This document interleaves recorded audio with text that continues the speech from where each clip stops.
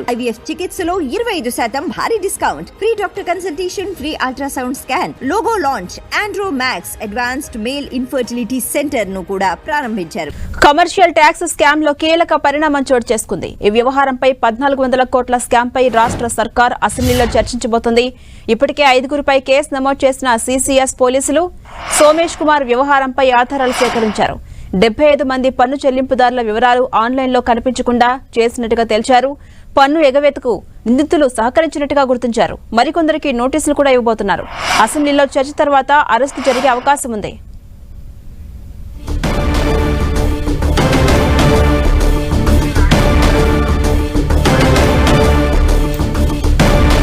ఇక commercial tax, IIT, Hyderabad మధ్య జరిగే లావాదేవీలు పక్కదారి పట్టినట్టుగా పోలీసులు తెలిపారు.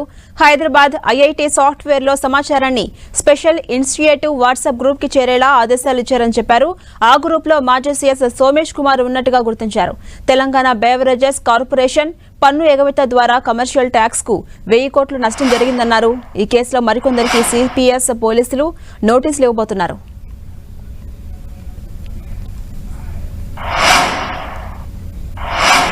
ఇదే అంశంపై మరింత సమాచారం మా ప్రతినిధి సునీల్ అందిస్తారు. సునీల్, వాణిజ్య పన్నుల శాఖలో దాదాపు 1000 కోట్ల మేరకు స్కామ్ జరిగినట్లు ఇప్పటికే commercial tax commissioner Kanuri Ravi ఇచ్చినటువంటి ఫిర్యాదు మేరకు హైదరాబాద్ సిసిఎస్ పోలీసులు ప్రస్తుతమైతే కేసు నమోదు చేసుకుని జరిగింది. గత ప్రభుత్వంలో చీఫ్ సెక్రటరీగా పనిచేసినటువంటి మాజీ సిఎస్గా ఉన్నటువంటి సోమేష్ కుమార్ పై కూడా ఈ కేసులో ఎఫ్ఐఆర్ నమోదు చేయడం జరిగింది. సోమేష్ కుమార్తో పాటు మరొక 4 అధికారులు, కమర్షియల్ ట్యాక్స్లో పనిచేస్తున్నటువంటి 4 అధికారులతో పాటు మరొక ఐటీ ఎంప్లాయ్కి సంబంధించిన దానిపై కూడా ప్రస్తుతమైతే పోలీసులు కేసు నమోదు చేసుకుని దర్యాప్తు కొనసాగిస్తారు. ఇక ప్రస్తుతం ఈ అంశానికి సంబంధించి అసెంబ్లీలో చర్చించిన తర్వాతనే వారందరికీ నోటీసులు ఇచ్చి విచారించి వారందరినీ అరెస్ట్ చేయాలని పోలీసులు భావిస్తున్నారు. ఎందుకంటే దాదాపు 1400 కోట్ల మేరకు ఈ స్కామ్ జరిగినట్లు ప్రస్తుతమైతే పోలీసులు గుర్తించారు. ఈ స్కామ్లో దాదాపు చాలామంది, అంటే అటు కమర్షియల్ ట్యాక్స్లో పనిచేస్తున్నటువంటి ఉన్నతాధికారులు మొత్తం మీద రాష్ట్ర ప్రభుత్వానికి, అటు కేంద్ర ప్రభుత్వానికి పన్ను ఎగవేతలో కీలక భూమిక పోషించినట్లు కూడా ఇప్పటికే సిసిఎస్ పోలీసులు కీలక ఆధారాలు సేకరించారు. అసెంబ్లీలో చర్చించిన తర్వాతనే ప్రస్తుతం దీనిపై అరెస్టులు చేయాలా వద్దా అనే అంశాలపై కూడా పోలీసులు సమాయత్తం అవుతున్నారు. ఎందుకంటే ప్రభుత్వం నుంచి ఆదేశాలు వచ్చిన తర్వాతనే దీనికి సంబంధించిన కేసులో ఎవరెవరు ఇన్వాల్వ్మెంట్ ఉంది. ఎందుకంటే మాజీ చీఫ్ సెక్రటరీగా ఉన్నటువంటి సోమేష్ కుమార్ ఈ కేసులో A5గా ఉన్నాడు కాబట్టి ఆయన ఆదేశాల మేరకు ఇదంతా వ్యవహారం నడిపినట్టు ఇప్పటికే అధికారులు వెల్లడించారు. మనం చూడొచ్చు, మాజీ సిఎస్గా పనిచేస్తున్నటువంటి సోమేష్ కుమార్తో పాటు వాణిజ్య పన్నుల శాఖలో పనిచేస్తున్నటువంటి అడిషనల్ కమిషనర్గా ఉన్నటువంటి కాశీ విశ్వేశ్వరరావుతో పాటు మరోవైపు డిప్యూటీ కమిషనర్ శివరాం ప్రసాద్తో పాటు మరోవైపు అసిస్టెంట్ ప్రొఫెసర్ శోభన్ బాబుపై ఇప్పటికే సిసిఎస్ పోలీసులు కేసు నమోదు చేసుకుని జరిగింది. మొత్తం దాదాపు ఐటీ యాక్ట్ 65తో పాటు మరొక పలు సెక్షన్లు 406తో పాటు 409, 120B కింద ప్రస్తుతం పోలీసులు కేసు నమోదు చేసుకుని దర్యాప్తు కొనసాగిస్తున్నారు. అసెంబ్లీలో చర్చించిన తర్వాత వీరందరిపై చర్యలు తీసుకునేందుకు పోలీసులు రంగం సిద్ధం చేశారు. ఇప్పుడే దీనికి సంబంధించినటువంటి అన్ని, అంటే పన్ను ఎగవేతకు సంబంధించిన దాంతో ఏ విధంగా వీరు వాట్సాప్ గ్రూప్ని క్రియేట్ చేసుకున్నారు, ఇనిషియేటివ్ అనేటువంటి ఒక వాట్సాప్ గ్రూప్ని క్రియేట్ చేసుకోవడం, ఆ గ్రూప్లో మొత్తం సమాచారాన్ని సేకరించడం, అదేవిధంగా రాష్ట్ర ప్రభుత్వానికి పన్నుల రూపంలో రావాల్సినటువంటి మొత్తం కూడా సాఫ్ట్వేర్స్ ద్వారా, అంటే ఆ పన్నులు చెల్లించకుండా ఈ పన్నులు మొత్తం కూడా పక్కదారి పట్టే ప్రయత్నం చేశారు. ఫేక్ ఇన్వాయిస్లను సృష్టించారు.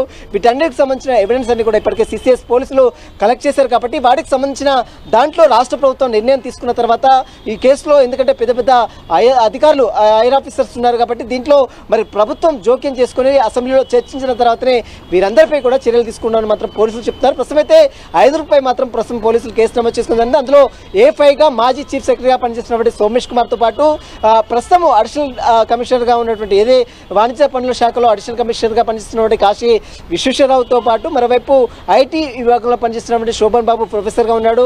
అతన్ని కూడా ఈ కేసులో ఇన్వాల్వ్మెంట్ చేయడం జరిగింది. మొత్తం మీద ఐటీ సాఫ్ట్వేర్, అంటే ఎవరైతే కమర్షియల్ ట్యాక్స్ చెల్లిస్తారో ఆ కమర్షియల్ ట్యాక్స్ సంబంధించిన చెల్లింపులకు సంబంధించిన దాంట్లో ఒక సాఫ్ట్వేర్ని తీసుకొచ్చారు. కానీ ఎవరైతే చెల్లింపుల విషయంలో అక్రమాలకు పాల్పడ్డారో వారికి కనిపించకుండా మ్యాడ్వెల్ చేశారు. మొత్తం ఆ సాఫ్ట్వేర్ మొత్తం కూడా పూర్తిగా సోమేష్ కుమార్ ఆదేశాలతోనే ఆ సాఫ్ట్వేర్ని మార్చివేసినట్లు కూడా ప్రస్తుతం అయితే పోలీసులు ఆధారాలు సేకరించారు. కాబట్టి ఈ కేసులో ఇప్పటికే 5గురిని అరెస్ట్ నోటీసులు జారీ చేసి వారందరూ కూడా విచారించాలని పోలీసులు భావిస్తున్నారు. 5గురిపై ఎఫ్ఐఆర్ కూడా నమోదు చేశారు. కాబట్టి ఈ కేసులో మరి రాష్ట్ర ప్రభుత్వం ఆదేశాల తర్వాత మరికొన్ని అరెస్టులు కూడా జరిగే అవకాశం, వారందరూ కూడా నోటీసులు జారీ చేసి విచారించాలని మాత్రం పోలీసులు భావిస్తున్నారు. జనసేన అలాగే సునీల్, అసెంబ్లీలో చర్చ అనంతరం మొత్తం ఎంతమందికి నోటీసులు జారీ చేసే అవకాశం ఉంది? ఈ ఇష్యూలో ఇంకా ఎవరైనా యాడ్ అయ్యే ఛాన్సెస్ ఉన్నాయా?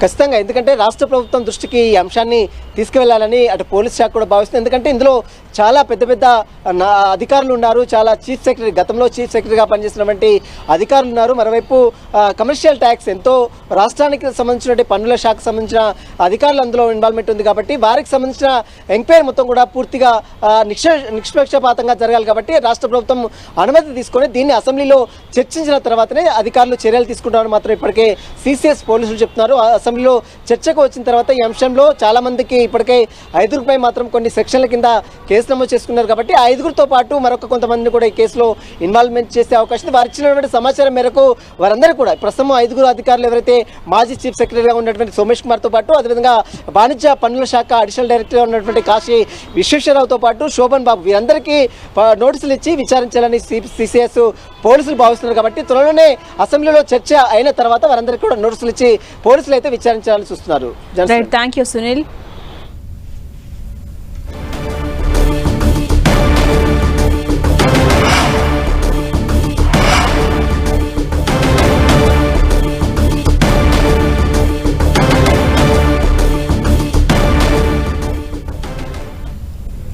కమర్షియల్ ట్యాక్స్ స్కామ్ లో కీలక పరిణామం చోటు చేసుకుంది. ఈ వ్యవహారంపై 1400 కోట్ల స్కామ్ పై రాష్ట్ర సర్కార్ అసెంబ్లీలో చర్చించబోతోంది. ఇప్పటికే 5గురిపై కేసు నమోదు చేశారు సిసిఎస్ పోలీసులు. సోమేష్ కుమార్ వ్యవహారంపై ఆధారాలు సేకరించారు. 75 మంది పన్ను చెల్లింపుదారుల వివరాలు ఆన్లైన్లో కనిపించకుండా నిందితులు చేసినట్టుగా తేల్చారు. పన్ను ఎగవేతకు నిందితులు సహకరించినట్టుగా గుర్తించారు. మరికొందరికి నోటీసులు ఇవ్వబోతున్నారు. అసెంబ్లీలో చర్చ తర్వాత అరెస్టులు జరిగే అవకాశం ఉంది. ఇక కమర్షియల్ ట్యాక్స్, ఐఐటి హైదరాబాద్ మధ్య జరిగే లావాదేవీలు పక్కదారి పట్టినట్టుగా పోలీసులు తెలిపారు. హైదరాబాద్ ఐఐటి సాఫ్ట్వేర్లో సమాచారాన్ని స్పెషల్ ఇనిషియేటివ్ వాట్సాప్ గ్రూప్కి చేరేలా ఆదేశాలు ఇచ్చారని తెలిపారు. ఆ గ్రూప్లో మాజీ సీఎస్ సోమేష్ కుమార్ ఉన్నట్టుగా గుర్తించారు. తెలంగాణ బెవరేజెస్ కార్పొరేషన్ పన్ను ఎగవేత ద్వారా కమర్షియల్ ట్యాక్స్ కు 1000 కోట్ల నష్టం జరిగిందన్నారు. ఈ కేసులో మరికొందరికి సిసిఎస్ పోలీసులు నోటీసులు ఇవ్వబోతున్నారు.